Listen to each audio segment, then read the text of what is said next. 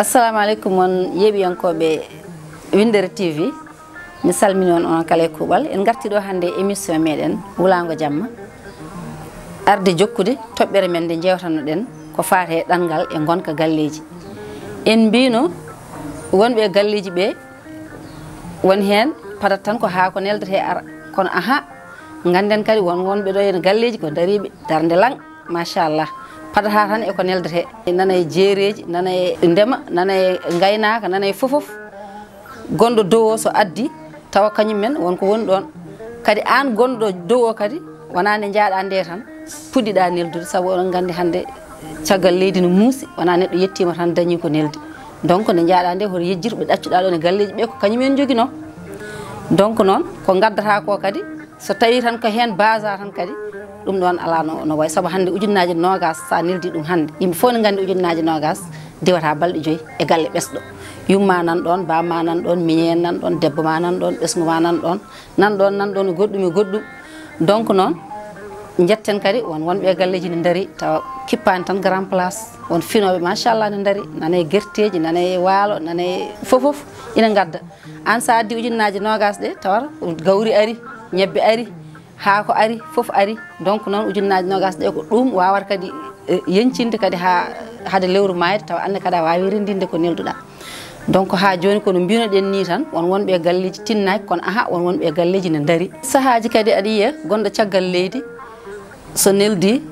wadda hen kadi haala wonde wiya aha mi neldi kajawo woto yejjir kadi an ko neldata ko won gonɗo ɗon kañumne ene waɗa heddoto noon ko wonani toon neldani kono ko waɗata ko kañum nene machallah wonɗo heedi kadi sahaji aɗa yiya neɗɗo nelda lewru wondu ndu wiya wonde mi neldata komi moftanowo ɓesgam walla komi baɗowo ɗum walla komi mahowo walla komi ɗuminowo aha andu noon ko neldata ko aɗa foti neldude saabu ɓesgu ma nan ɗon bamma nan ɗon yumma nan ɗon kanko kadi gonɗo ɗon o kadi sukaɓe makko nan ɗon foof nan ɗon woto yejjir kankone kadi ko waɗanno ko so wi tan ko waɗata ko kankone o hannata koye ɓesgu makko ma wood kadi ande ko gaddata ko won to ganduɗa kadi wawa yettade donc ko juuɗe ɗiɗi coɗodirta nde laaɓa kadi an gonɗo dow o hoto yaworo tan wonde ka neldowo aɗa yawa gonɗo e wuuro o taw won gonɗo e wuuro o kañumne ko waɗata ko machallah ne wawi ko kañum woni ko wallata e ko neldata ko donc noon ko ha hande ko ballodiral tan ko juuɗe ɗiɗi coɗodirta nde laaɓa sahaji kadi aɗa yiya won neldannoɗo yaha ha yito en hoore mum sikka wonde maaro ko neldata ko ɗum tan yimɓe kutorto tawa ina yawi gonɗo e galle o ko waɗata ko keddiɗo wuuro o ko waɗata ko jaaha ha mbiya wonde tawde ko noon yo kiraɗe certu an ko neldata ko heeday ɓesgu ma oya kañumne ko waɗata ko heeday ɗum ɗo mum jaaha noon ha ganda deke ko neldannoɗa ko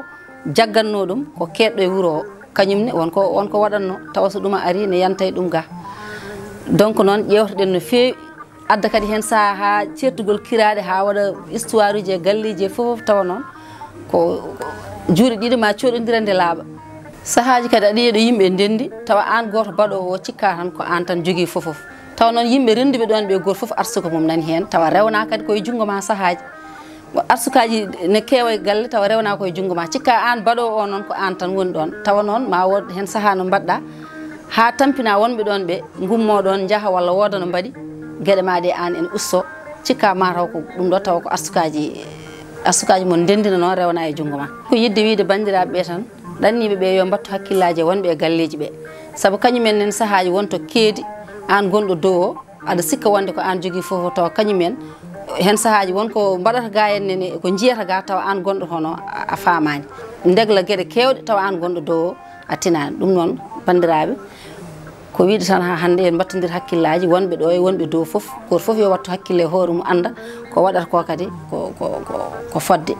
ɗum noon bandiraɓe hande ko ɗo kadi min kaddata e moɗon e émission meɗen Wulango Jamma accittake e goto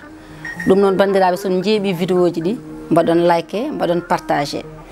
on jarama ha saaha goɗɗo